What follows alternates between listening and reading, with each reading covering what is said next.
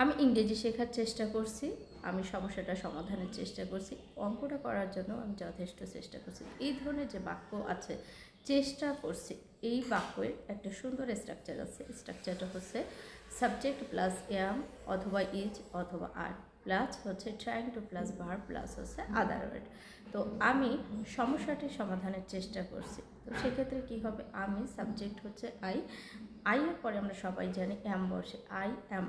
দেন হচ্ছে চেষ্টা করছি, এর জন্য আমরা ব্যবহার করব হচ্ছে ট্রাইং টু।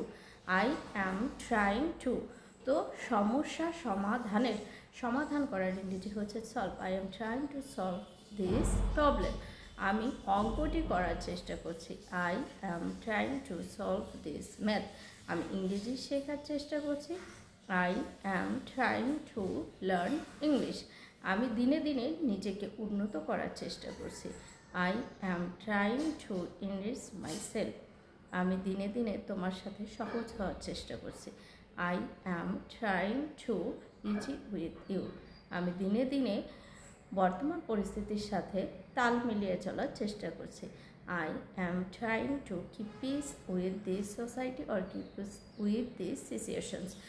এই ধরনের যে বাক্যগুলো আছে, চেষ্টা করছি, এর জন্য আমরা সবসময় কন্টিনিউয়াস টেন্সের মতো সুন্দর একটা স্ট্রাকচার ব্যবহার করব এবং এটা সবসময় মনে রাখবো। Subject plus am is are plus trying to plus হচ্ছে ভার্ব এর প্রেজেন্ট ফর্ম প্লাস হচ্ছে আদার ওয়ার্ডস। ধন্যবাদ সবাইকে।